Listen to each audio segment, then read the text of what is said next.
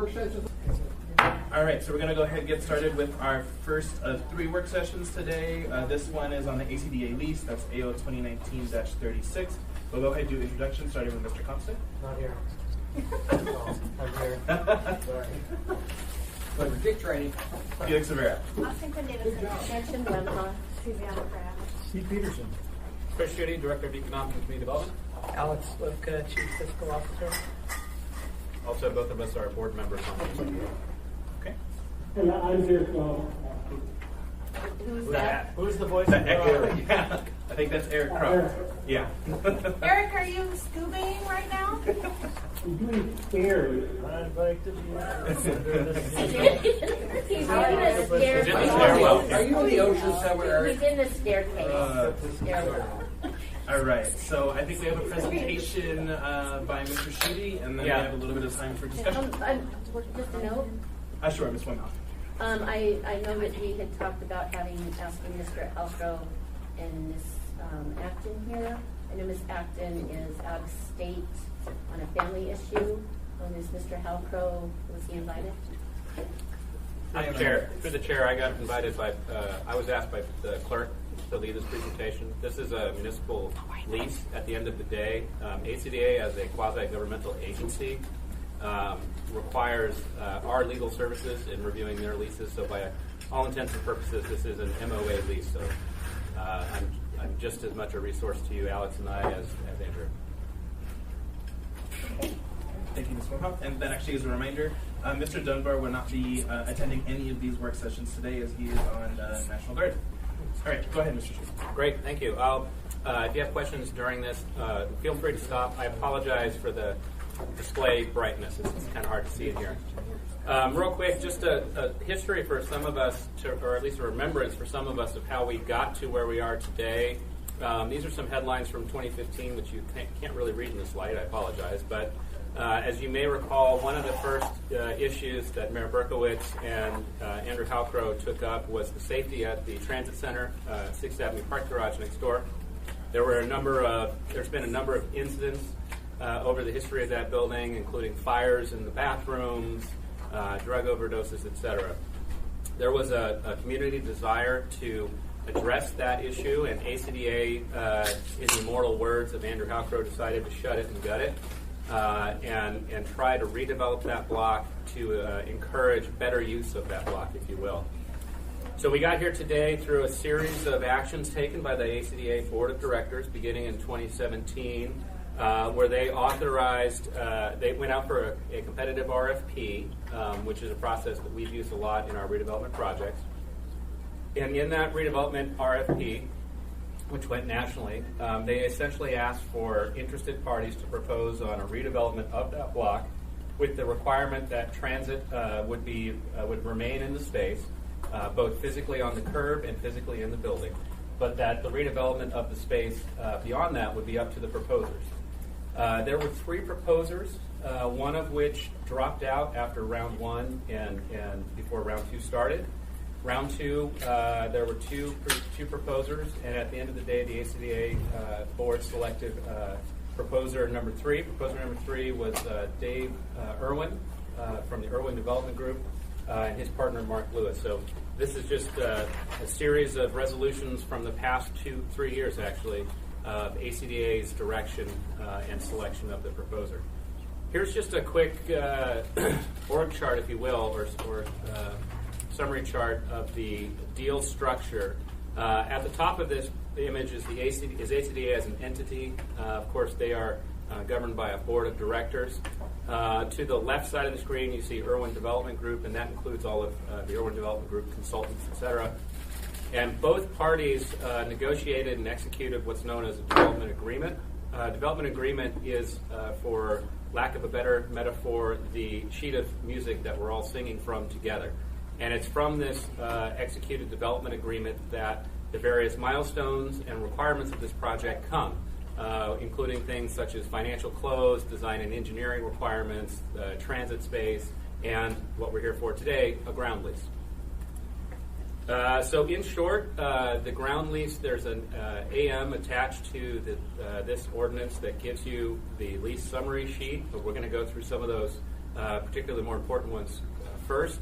The two parties, though, are ACDA and the LLC that the Irwin Group has developed to operate this property. The property that they are proposing to lease are portions of that parcel next door. ACDA owns that parcel, and the portions that they are proposing to lease are only the current retail portions of that. This is a lease of the ground space and the vertical airspace. And I'll describe that a little bit more in more detail here. So this is just a Google Earth image of the building to help orient you, though, on what the ground lease includes. Here's the streets. Here's the full parcel, the full property. Here's the current footprint of the building itself. And this is technically what the ground lease covers. So hard to see in this daylight, but the ground lease does not cover the, for example, the entrance ramps, the exit ramps, the parking, the majority of the parking structure, the stairwells, etc. It's literally for that first floor, ground floor retail space, and then going vertical from there. This is a draft floor plan from last year that depicts how they will occupy the ground floor space.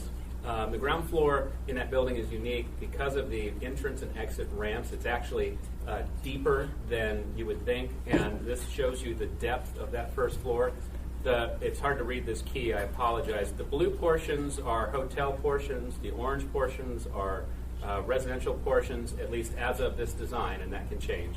The gray portions are the transit space. Transit's going to end up with about a 3,200 square foot space, I believe, right now, which is in line with the rate that they currently pay. They do lease space in that building, number one. And number two, provides all of the adequate back office space that they need, but it significantly shrinks their public-facing waiting area deliberately. And just real quick, a snapshot moving up the building. This is the second floor. You can see it's not quite as deep as the first. Again, the developer's proposed site plan splits it between residential and hotel. And then as you move up to the higher floors, you can see literally it's built on the front of the building as proposed. So it's not encroaching into parking spaces, although it is anticipated that some may be lost for things like storage units. And of course, the developer's talking about reserving or paying for parking passes for some of those. Where it gets really interesting is when you get up to the roof, because once they get to the roof, they actually propose going up 3 more levels. The structure is currently 8 stories. They're proposing to go 11. And when they're at that roof level, they're actually going to increase their footprint a little bit more closely aligned to that second floor space. These are some renderings from December of 2018. Again, these are all subject to change as they work through the design challenges. But as you can see, it literally is a building built on front of that garage and stretching up above it. Yeah, Pete? I actually have a few other folks in front. So, Mr. Train.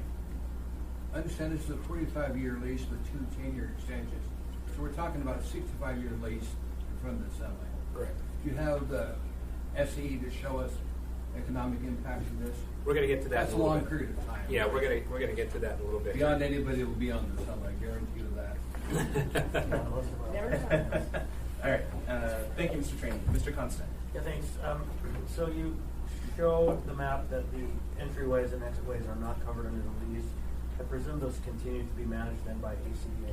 That's correct. All of the, you can't see it on the screen, but all of the light gray portions are parking portions that are managed and operated by ACDA.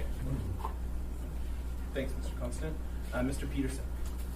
Thank you, Mr. Chairman. So if they're going to add 3 stories onto this, is the foundation set up so that they're capable of doing that? Are they going to have to shore up the foundation, or do they know that yet? Thank you. Yeah, through the chair, they do actually know. They have a good feeling about the structural integrity of this building, but there is a significant amount of structural work that they will do, reinforcement work, if you will, on the existing frame in order to support that additional weight. But the bulk of the weight of this proposed project actually doesn't really sit on the garage. It sits on that first 2-floor podium that they're going to build. So the most in-depth engineering and design work they have to do are on the first 2 levels that they propose to build, because that will in essence be, as you can see in this photo, or maybe not in this photo, That really is sort of the foundation or the table on which they will then stack these modular units up the additional 8 floors. All right. Mr. Trainee is back for a second bite at the apple. And we talked to the fire department, do they have the fire structure necessary in cases of fire, ladder truck, get people out of the building? Through the chair, thank you. Yes, so the fire department's been involved in all of the pre-application meetings relating to the design of this building. It's fully sprinkled, and there are multiple ingress and egress points on each floor for fire access or fire exit. And so the fire department's been with us on since day one. Okay, thank you. Thank you, Mr. Trainee. Before I get to Ms. Wimhoff, just want to put it in the record, Mr. Weddleton arrived 5 minutes ago. Go ahead, Ms. Wimhoff. Mine's short because I'll have more questions later, but how long will the presentation be, do you think? I'm going to fill your full 30. Are you serious? Yeah. Okay, No, then. I'm sorry. With questions included. Sorry, yeah. Okay, that was what I meant. Okay, so I will ask some later, but I do have 2 questions. One is, can we get a copy of your development agreement? Okay, and does that include the development discussion regarding that transit on the first floor? Can I ask a follow-up in what way? Does it mention transit? Oh, yes, The word absolutely. transit in there, okay. So the development agreement includes all of the specific requirements beyond just building a building. It talks about the space for transit, the temporary relocation, et cetera, et cetera. And does it talk about conditions of the beginning of the project that need to be met before that project is met? In other words, does transit need to be out before construction and Correct. demolition begins? That's Okay. correct. And then the other question is that other picture that you showed us earlier of the ground floor of the map. I've seen it since I asked questions, but a few weeks ago I asked questions for information like this, and all I really got were 2 outside pictures that did not show a full front lane for transit. So will the transit get the same outdoor curb space as they're getting currently? So currently, well, that's not a very good map. Currently, they have a room for approximately 4 buses along the front of 6th Avenue. They don't have the full block. There are actually 4 parking spaces, including a handicap space, also on that block currently. When the project is done, they will be able to queue 3 buses instead of 4, and they will do more queuing on the 8th Street side of 8th Street side of the building. And the reason for that is, as a hotel operates, they're going to need a loading zone out front. What is unknown is whether or not the loading zone could be dual purpose for both loading, active loading, unloading, including transit. More than likely not, because we don't like to put the buses in conflict with other users. But they will have one fewer bus length in the front of the building. Okay, thanks. I'll hold the rest until we're finished. Thanks, Ms. Wimhoff. Go ahead, Mr. Street. Okay. So to your question about the term and options, yes, this is a 45-year lease. There's 2 10-year options. Each of those options, of course, subject to renegotiation of the lease rate at that time. What ACDA has proposed and the developer has accepted is a 2-year free rent to help the project get started and generate some cash flow. And then in years 3 through 5, which are some of the most critical years for businesses, they have a severely reduced rate amount or lease amount of $8,300 a month. And then in year 6, they move up to more market rates. From year 7 and beyond, there's an automatic step of 2% built into this lease rate. Now keep in mind, at the end of the 45 years, if they want to exercise any of those renewal options, it's subject to renegotiation of the lease at that time. This is a triple net lease, meaning ACDA doesn't pay for any of the utilities, any of the taxes, any of the special assessments, for example, that fund the downtown partnership, et cetera. The ground lease has in it a substantial section talking about compliance with the existing laws and use of the land. This covers everything from zoning laws and zoning regulations to building code and building regulations. One of the more important, I think, sections of this compliance, though, is related to an ordinance that this assembly passed late last year, AO 2018-91S. This was the ordinance that requires a labor peace agreement, LPA, for any of the hotel projects that go on municipal or ACDA-controlled land. So in essence, and this is contained within the lease, this requires that the tenant and any of their hotel operators and or sub-lessees all have to enter into and maintain a labor peace agreement. It has to cover all of the hotel components of the building. It's only relevant to those. And in exchange, the labor organization that represents those employees agrees to forego its right to strike, picket, boycott, or take other action detrimental to the hotel. The ground lease does contain a requirement for the labor peace agreement to be executed by the end of May. So they've got less than 2 months to complete that. They've been in negotiations and discussions on the LPA already. This started last month. So we fully anticipate, as well as the developer fully anticipates, to have that executed and in place. All right, some more questions. Mr. Constant. Thanks. On that final term there, is there a clause under the draft that states if all parties agree that that timeline can be extended? Or is that a black and white line in which if one party pulls out, everything falls apart? Thank you. Through the chair, it was actually crafted and agreed to by all parties to be a stop hard date. All right, thank you, Mr. Constant. Mr. Trainee.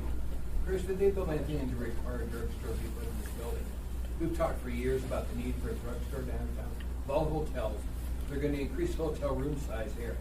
Did they bother to require a drugstore to be put in this? Good question. So through the chair, we actually started this process with ACDA by directly having conversations with Walgreens, and have for a number of years.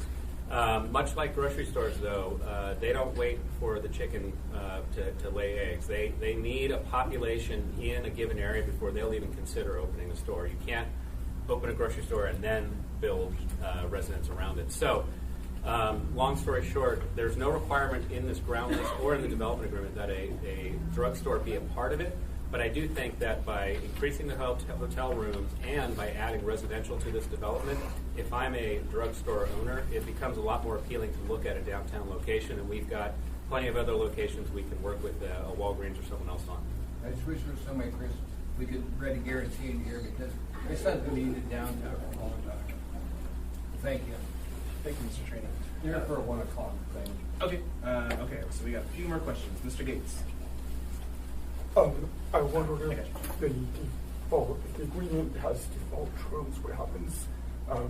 Zero rent for 2 years, we have the labor agreement in the letter, and that's default. What are the terms, damages, and stuff? Thank you. So through the chair, yes, there is. So this particular requirement for the labor peace agreement is a cause for default in the lease. So failure to acquire or execute the labor peace agreement by that date shall terminate the lease. Is there some penalty for default? That time you haven't collected any money, so is there some penalty for that default? Thank you. Through the chair, the May 30, 2019 date is actually before the lease commencement date. The lease commencement date isn't until, I think it said October. Mm-hmm. So there's no loss. Thank you, Mr. Gates. Mr. Peterson. Thank you, Mr. Chair. This Irwin group rings a bell to me. Is this the same group that's talking about possibly building a new health center and that we moved the bus barn and that whole project? Correct. Yeah, through the chair, that's correct. The Tudor Elmore development, which also went through a competitive RFP process, has 2 development parties involved, and Irwin Development Group is one of them. Okay. I thought so. Thank you. Thank you, Mr. Peterson. Ms. Quinn Davidson. Oh, thank you, Mr. Chair. Isn't it possible, so May 30th is the deadline for these labor peace agreements, but if the work isn't being done later, isn't it possible that they might end up needing additional workers and an additional labor peace agreement, but then pass the deadline into it? Or is that just for certain workers? Thank you. Through the chair, yes, that's just for the hotel-based employment. And I have to admit, I have not been party to the negotiations on the labor peace agreement, so I don't have a lot of specific details. But my understanding of the way this works is it covers the hotel operation, once it's up and running. And I don't think it's dependent on a known number of workers right now. So there's just, so they're just entering this agreement with this entity that then there might be a number of different workers, but the entity, oh, that looks like she wants to answer. So the CWA would apply to the construction of the building, but because it's ACDA. It's the This is the labor piece. I know, but there's two potential union issues here. One is the labor peace agreement, which only applies, as Mr. Schutte said, to the employees who work in the hotel once it is open. So additional employees for other entities, either a drugstore or whatever, the labor peace agreement wouldn't apply necessarily to them because it is only for the operations of the hotel. The CWA arrangement would apply to this because of whenever the construction coming out would be after the CWA deadline, so they're covered on both sides. That makes sense to me. Can I ask a follow-up? Sure. I guess I'm just confused how we would know by May 30th if the hotel's not even built and this is about the workers, how we would know by May 30th how that agreement would go. But I guess I shouldn't question it. Are both parties satisfied with that deadline and that makes sense? To the chair, thank you. Yes, both parties agreed to that deadline, so they must be comfortable with it, and I know they're working on it right now. Okay, thanks, Mr. Schutte. Thanks, Ms. Davidson. Ms. Wimhoff. I have one question and then one question for the chair. The question, Mr. Schutte, is the May 30th agreement, and of course, this is up to be voted on Tuesday, this lease. Let's say that this lease is approved, that's not met, is the lease no longer good? That's correct. Okay. And is it possible for us to assign additional work session time next Friday on this? I believe this is up on Tuesday. If I move to postpone, is it possible to do that if the party postpones? Any motion is possible. You can take that motion on the floor. What? You get 6 votes. So then the last question I have, because we only have 4 minutes left, is Irwin solvent? Is this going to work? Is Irwin solvent? So going back to our original diagram of the relationship of the parties, one of the requirements, as you can see in the development agreement, not the ground lease, but in the development agreement, is financial close or financial solvency. There are financial milestones that this developer has had to meet and has met over the past year and a half, 2 years almost, much like earnest payments or down payments, if you will. There is a hard date on complete financial close and built into the development agreement that should that not be met, that would constitute default of the development agreement, which in turn constitutes default of the ground lease. I'm kind of jumping ahead in my slideshow here, but that's part of this, is that the development agreement specifically includes a default clause that nulls the ground lease should the development agreement enter a state of default. How about at the end of today's session for the possible of that over? I do not believe so because it would not be noticed. No, for the public, that's Yeah. right. Okay. I'll let you continue because we only have a few minutes left. That's okay. I'm actually getting pretty close to the end. I'm sorry. I didn't thought I was the last. Yeah, thanks. My apologies, Mr. I Constant. have 2 more. Mr. Whittleton, then Mr. Constant. I'll pass. Okay. Thanks.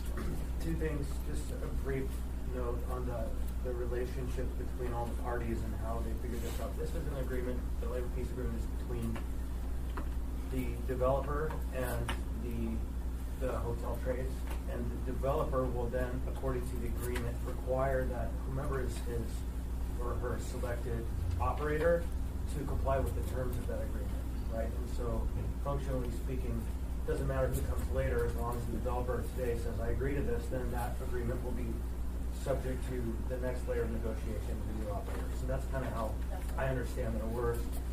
And I would just offer to the parties, if they have unanimous support and need an extension, then I think that we would contemplate allowing that and not looking at a hard stop if there's good reason. And so I would just communicate that back, that it's certainly worth contemplating if they don't cross that line. But they all agree, then we could continue.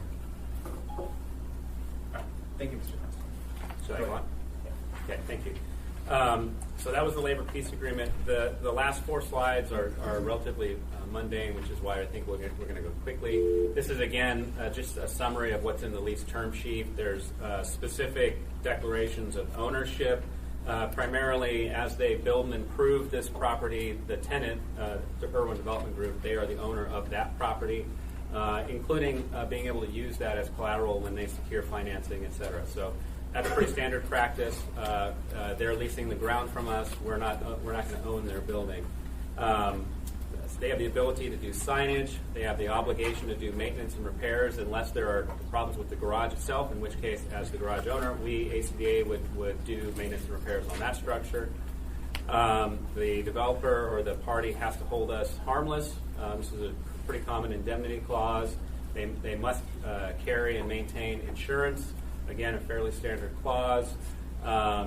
There's clauses about casualty damage and repair. Basically, if they incur damage and need repair, it's their obligation, their responsibility. So if there's a fire, they have to repair it.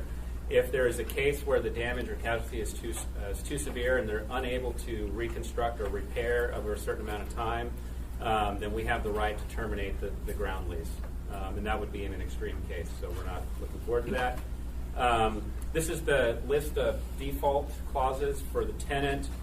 We talked extensively about the development agreement. If terms of that are violated, then this becomes null and void. The others are fairly common, and if you don't pay the rent, the lease is null and void. If you don't comply with the terms of the lease, you do something we tell you you're not supposed to, then that's default.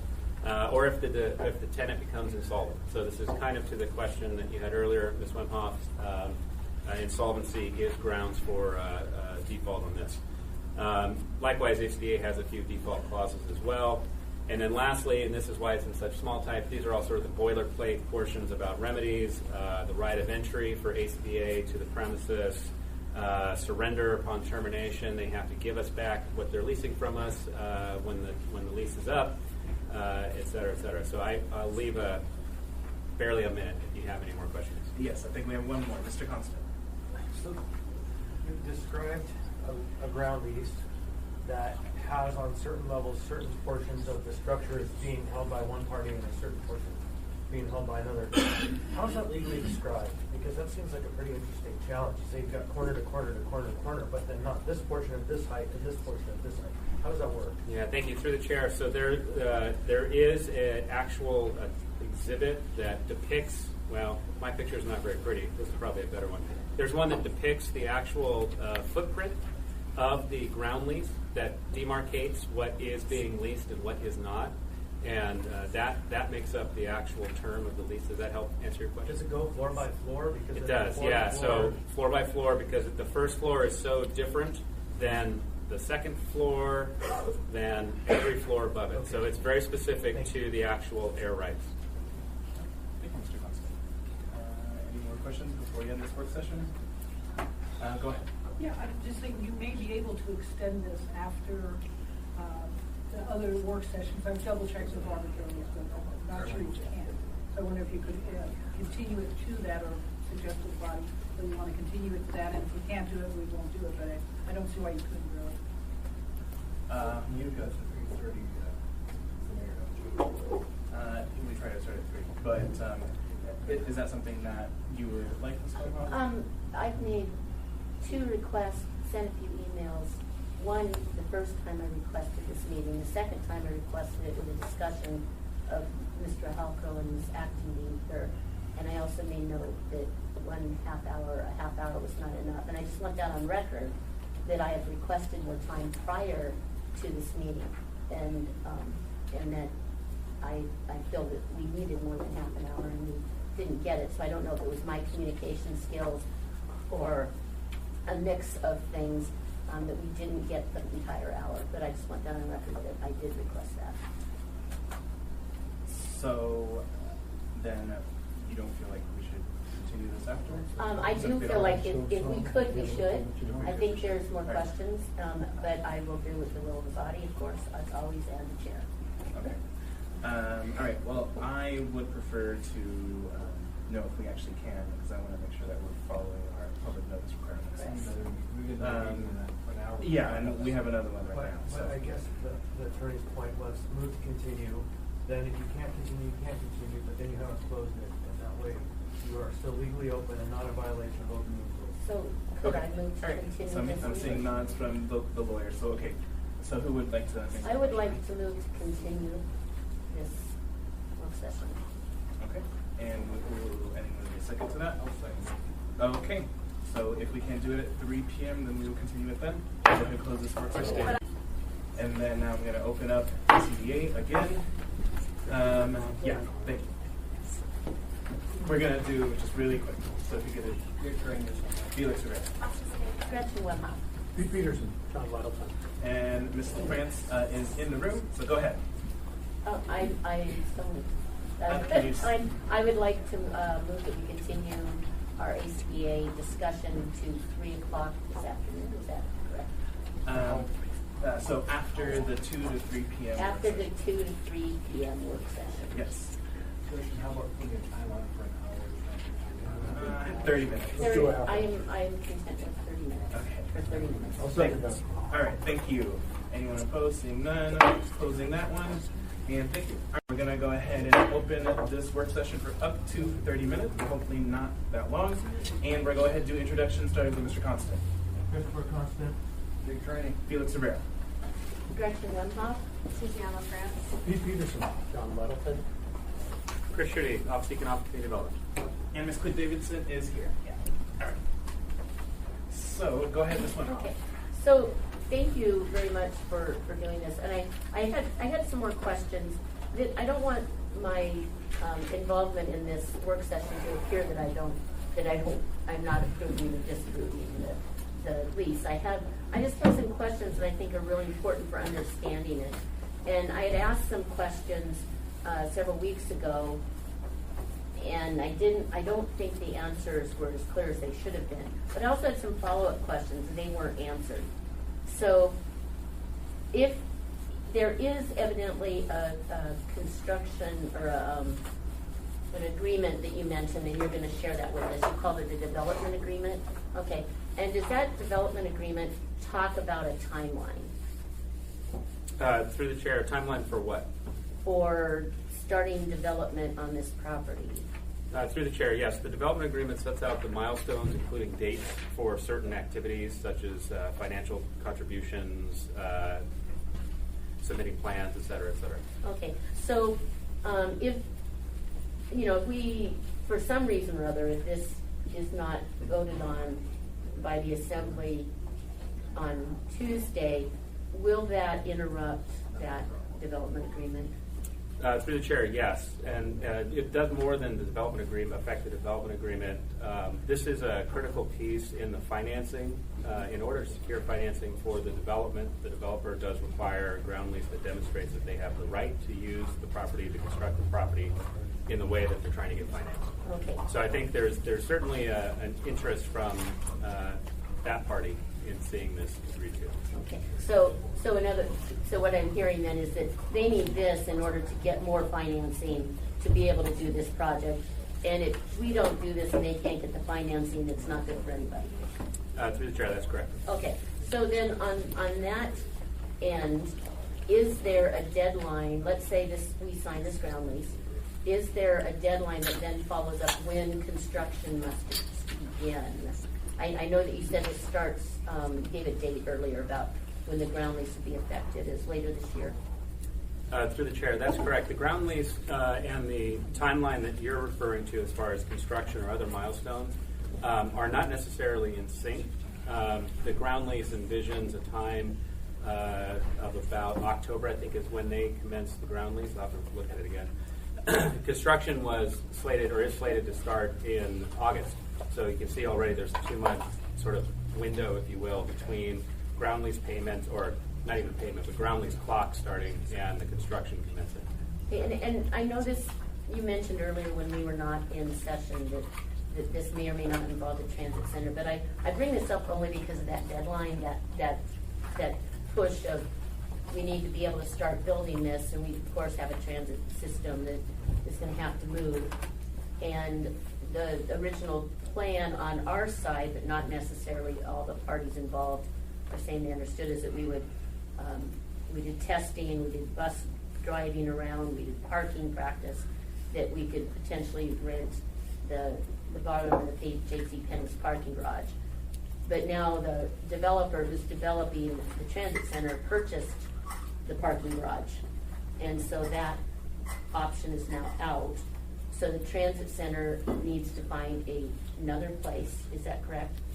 Through the chair, the transit department's been looking at 4 locations, or has historically looked at 4 locations for the temporary relocation of the transit center during construction, which is necessary because the construction will actually close down that entire block for pedestrian and vehicular access in the parking lane. In fact, during the modular construction, portions of the lanes will be closed, I think, for about a 1 to 2 month period, because there's going to be a crane physically parked in the parking lane and the far south lane, lifting these modules into place.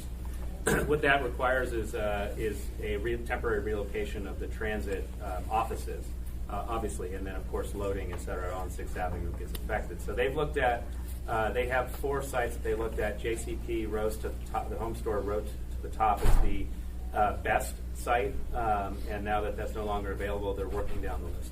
Okay, and we just learned that this February or January. Correct. Correct, okay.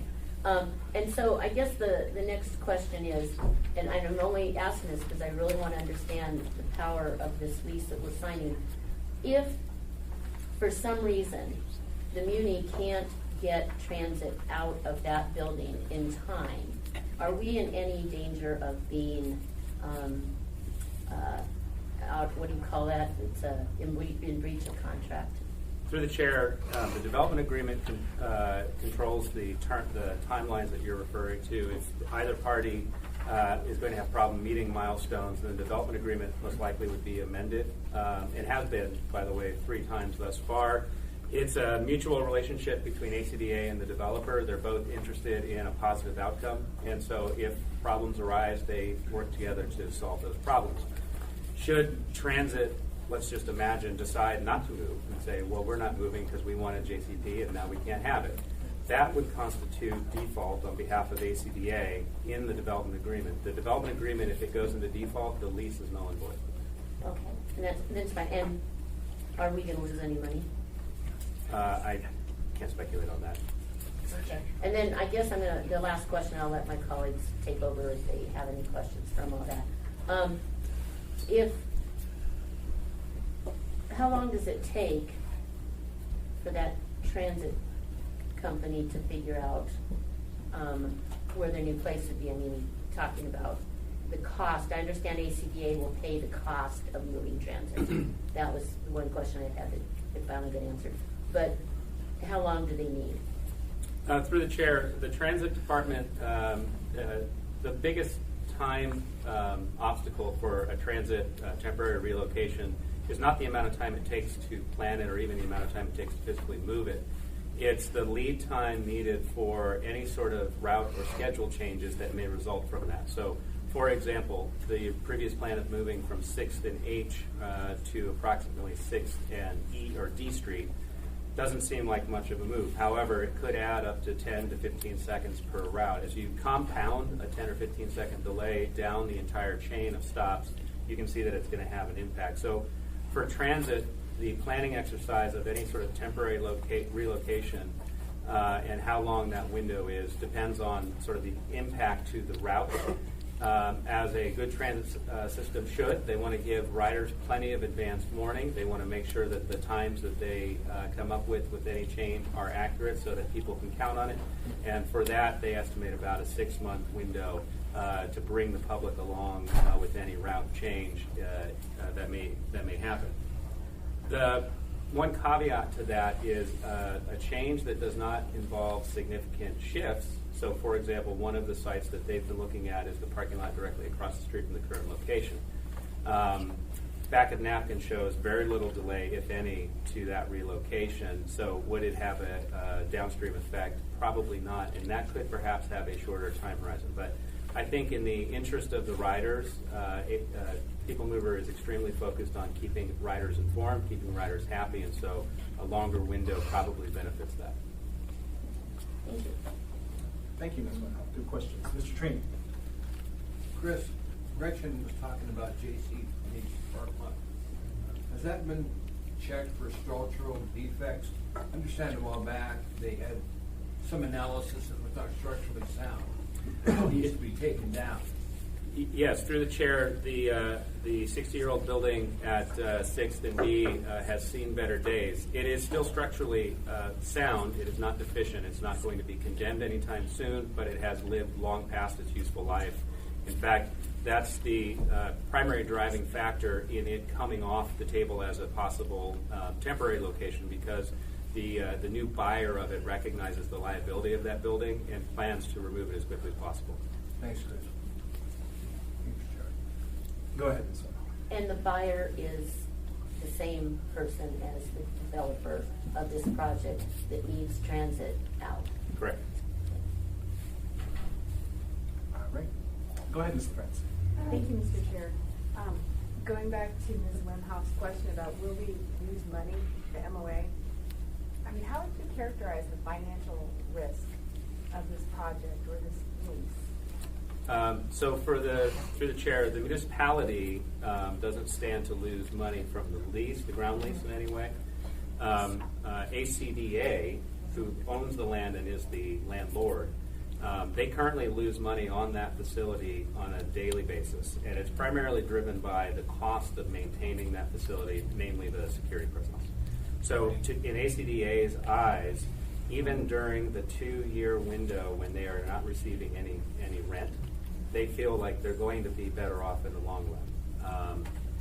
So beyond that, you saw in one of the slides the proposed lease rates, so they'll begin to ramp back up to what will be market rate for a ground lease of that type and begin to generate revenue. Don't forget, they also control a parking garage next door, so as there are tenants and or hotel guests, they expect to see an incremental increase in the parking usage of the 6th and 8th garage. Two follow-up questions? Absolutely. One has to do with traffic analysis, and I mean, that has been done already as part of the planning. Through the chair, so the traffic analysis for the buses or for the construction project? The whole project. I mean, there's a hotel there and presumably additional traffic with people living there. Yeah, so through the chair, in the B2B zoning district, which this one sits in, projects like this are not required to provide parking. So the traffic impact analysis that would typically go with the development project in another part of town isn't necessarily a requirement. Additionally, being a hotel, it's a transient population that typically doesn't have a car. So the same traffic impact requirements for a hotel development don't apply. Okay, and then the final question, on page, it's the last page of the memo, I think. Can you translate the paragraph on line 20, mortgage of leasehold interest of tenant? What does that mean exactly? Through the chair, thank you. This speaks to what I mentioned earlier, which is the tenant will enter into a ground lease. They'll be leasing the ground. They plan to construct on top of that ground a structure that they have to finance. They are able to use the fact that they have a lease on that property to secure financing first and foremost, and then secondly, with that financing, they will build something that then becomes tied back to the lease. To the financing as the collateral. Okay. So in other words, it's much like building a new house. Your new house now becomes the collateral for your loan that you use to purchase the ground and build the house. Okay, and then just to clarify too, so that doesn't have anything to do with the assignment and subletting part that talks about encumbering. These are totally two different things. Through the chair, that's correct. They cannot further sublet and then have that sublessee use that as their collateral for some other type of loan. This loan and this collateral belongs to the developer, and that's it. Thank you. Thank you, Mr. Chair. Thank you, Mr. Weddleton.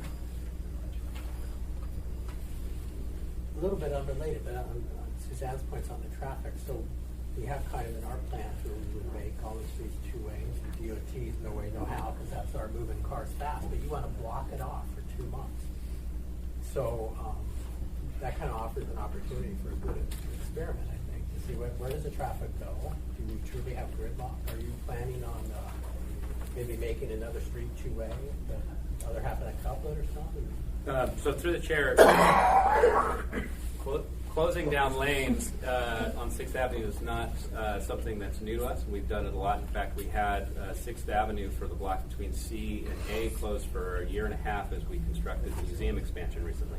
That was a one-lane reduction, which this would be one lane and the parking lane. Oh, it's only one lane, it's not the whole thing. Correct. I thought you said the whole thing. No, I'm sorry, not the whole thing, just lanes.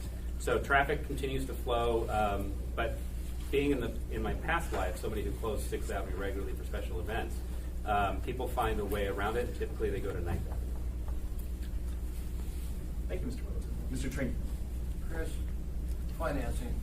Is there a reason why we've got this long length on the lease? Is that because they're not buying everything, just the ability for ground lease to build on that building? Is that the reason? Through the chair, that is correct. Mr. Tring. Mr. Constant. Yeah, back to the point on assignment and subletting, it's dual, not just on the assignment of the lease, some agreement to be able to finance with another party that would have to be permitted by ACDA, but it's also the tenantry. Who's going to go in there? Who are they going to sublease into that? They aren't going to just willy-nilly going to be able to go in and fill it with all kinds of crazy different places, or that would be somehow in the opposite of the interest of the city to have there. And so that provides the ACDA authority to ensure that Irwin doesn't bring in operations against the better interest of the city, or the ACDA, not the city, but ultimately it rolls back to us. And through the chair, just one other point, and I don't know if I put it in my slideshow earlier. The lease does specifically reference the three uses that the developer will put into that building: transit, residential, and a hotel. Thank you. Thank you, Mr. Constant. Any other questions? All right. Go ahead and close this work session.